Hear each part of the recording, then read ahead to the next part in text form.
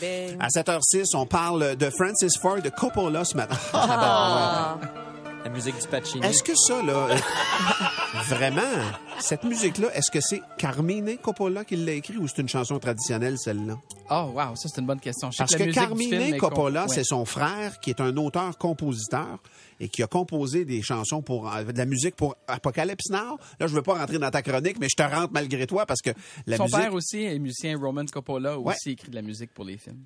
Pour les films de son fils? Oui. Ah, c'est quand même quelque chose. Tu nous parles donc de Francis Ford Coppola. Philippe Lemieux, bon matin. Ben, bon matin tout le monde. Salut, Philippe. Allô. Oui, il a 77 ans aujourd'hui, M. Coppola. On le sait, il a réalisé Le Parrain, il a réalisé Apocalypse Now. Il a même, à mon avis, en tout cas, réalisé la meilleure adaptation de Dracula en 1992. Bram Stoker? Bram Stoker's Dracula, on va en parler. Et écoute, il étudie le cinéma à UCLA, Université de la Californie à Los Angeles, et c'est là qu'il va croiser un certain Jim Morrison. Je ne sais pas si ça. Il est allé à l'école avec quelque chose. Ils se sont croisés. OK. Parce que Jim Morrison aussi, on le sait, a étudié le cinéma à oui, UCLA. C'est vrai. Et c'est le chanteur des Doors, évidemment. C'est-tu lui qui a réalisé le film des Doors? Non. Non, c'est Oliver Stone. Oui. Par contre, il se sert de la célèbre chanson The Doors, The End, au début et à la fin de Apocalypse Now. Le film commence avec la phrase « This is the end », là, puis tu as l'explosion de la boule de feu. Alors, il va travailler en début de carrière pour un producteur indépendant qu'on a oublié dans l'histoire du cinéma qui s'appelle Roger Corman. Et Roger Corman a lancé la carrière de James Cameron. Merci beaucoup. Martin Scorsese, Ron Howard. Ben voyons. Il a aussi, au niveau des acteurs, été l'un des premiers engagés, Peter Fonda et un certain Jack Nicholson. Je ne sais pas si ça vous dit quelque chose. Une gogosse de même. Puis, avec Roger Corman, Coppola va faire un premier film d'horreur inspiré du Psychose d'Alfred Hitchcock qui s'appelle Dementia 13, qui est un film culte parmi les fans d'horreur aujourd'hui. Qui est un peu passé en dessous du radar. Complètement. Il faut vraiment être fan d'horreur. Mais Roger Corman, ses films étaient vraiment des films de série B, fait à petit budget, ce qui permettait aux jeunes réalisateurs de pratiquer leur métier. Oui, c'est ça, exactement, sans qu'il y ait trop de conséquences, en fait, parce qu'il y a peu de gens qui voyaient ces films-là, finalement. Mais Dementia 13, j'ai même vérifié récemment, est entièrement sur YouTube. Alors, ceux qui veulent aller le voir, là, on peut le faire. Mais la carrière, on le sait, va vraiment se lancer avec la réalisation du Parrain. Et faut savoir, le Parrain, aujourd'hui, c'est tellement associé à Coppola, mais c'était pas aussi évident à l'époque de l'engager. Et d'ailleurs, il n'était pas le premier choix du studio. Paramount, non, Paramount voulait engager Sergio Leone. Pour réaliser Le Parrain. Mais qui donnait dans le western. Oui, western spaghetti. Alors là, il trouvait que ça avait un sens.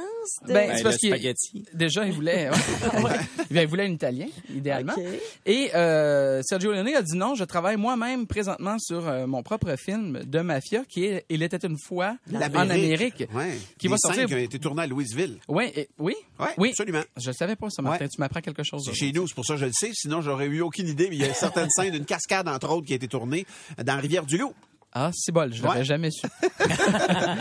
Mais absolument, Sergio Leone, donc, il travaillait lui-même sur ce projet-là, fait qu'il a refusé l'autre. Oui, puis le projet, on le sait, va sortir comme plus d'une décennie plus tard, beaucoup plus. Mais il travaillait déjà sur cette.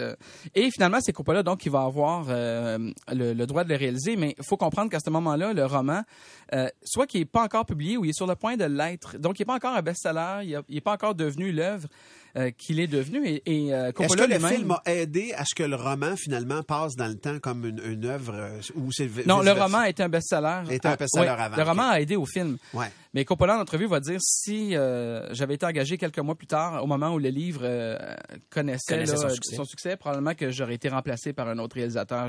Le succès du livre a dépassé ma carrière. Il était plus gros que lui à ce moment-là. Oui, c'est ça, exactement. Mais finalement, c'est une fresque, moi, ces films-là. Je capote sur le Parrain. Ah non, c'est des chefs-d'œuvre, c'est des chefs-d'œuvre. Puis, écoute, le casting, qu'aujourd'hui on reconnaît comme étant presque parfait, n'a pas du tout plu aux gens de Paramount. D'abord, Marlon Brando, on le sait, coûte très cher, mais surtout, c'est qu'il coûte cher en retard, tu sais, il y a un caractère, là. Il est pas en négligence. Il n'est pas cost-effective, mettons. Non, c'est ça. Et là, il a fallu que Coppola avance des promesses, là, que ça allait bien se passer avec lui. Et Al Pacino. Mais Coppola voulait Brando. Est-ce qu'il avait déjà travaillé avec lui ou... Non, pas avant Le Parrain. Pas avant Le Parrain, si je me trompe pas, là.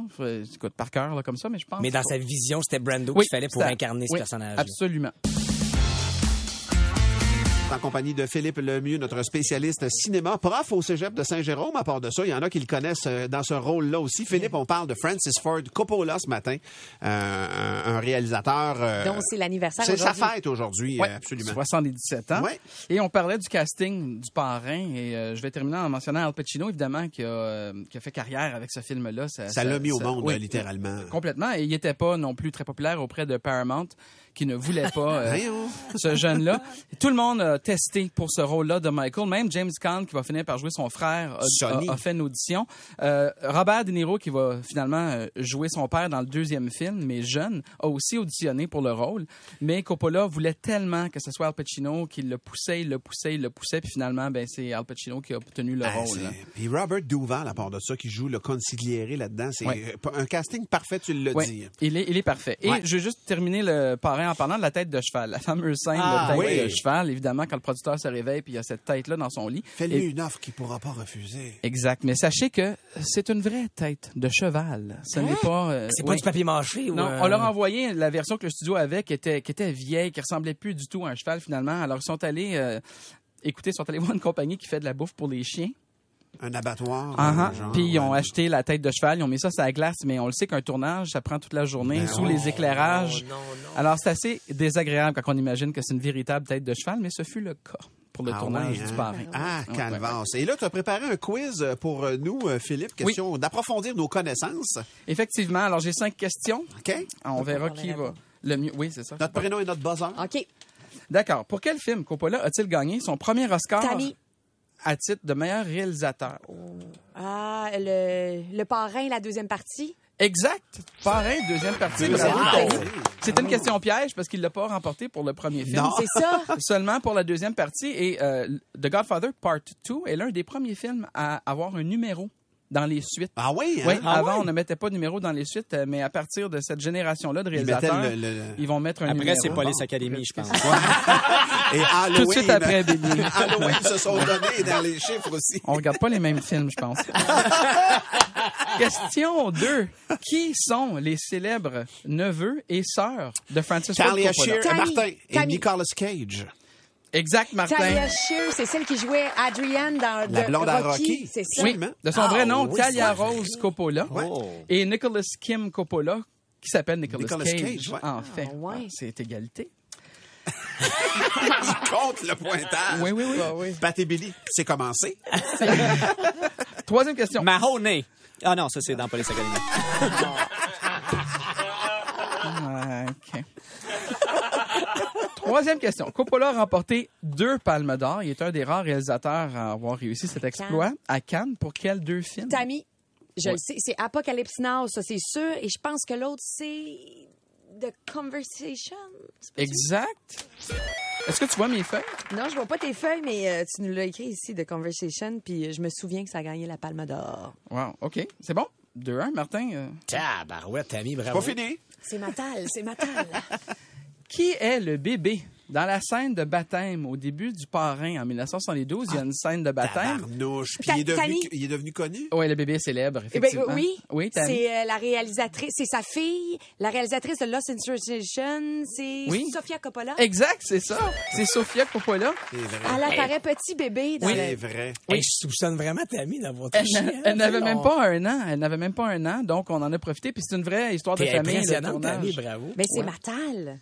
Quand même. Le cinéma. 5e et dernière question. Où se trouve le bureau du parrain, celui derrière lequel est assis Marlon Brando? Aujourd'hui, physiquement, on peut le voir. Ah oui, pour vrai. Oui, on peut s'en approcher. Moi, j'essaie un Tammy. Dans le bureau de Philippe Lemieux au cégep de Saint-Jérôme. J'aimerais tellement ça. Tammy. Il fait du vin, Coppola. Moi, je pense qu'il l'a mis dans son vignoble. Exact. Tammy a raison, c'est à son vignoble. Tammy a étudié. OK, Tammy a triché. Tammy a étudié, c'est sûr qu'elle a étudié. Dans son vignoble à 1h30 au nord de San Francisco. Ah, tout le monde sait ça. Ah, non. Ah, vous êtes organisé? Non, ça pue. Je vois pas pourquoi tu dis ça, Patrice. Ah, je vous déteste. Ah, c'est dégueulasse. Non, je suis allée prendre un cours avec Philippe au cégep de Saint-Jérôme. J'ai pris des notes et puis l'examen s'en vient dans 2 jours. Je vais être prête. T'es la seule, Tammy, qui a obtenu la note de passage aujourd'hui, alors je te félicite. Yeah, fais pas le saut si t'as une tête de cheval dans ton livre. Une vraie. En semaine, dès 5h30. 96.9.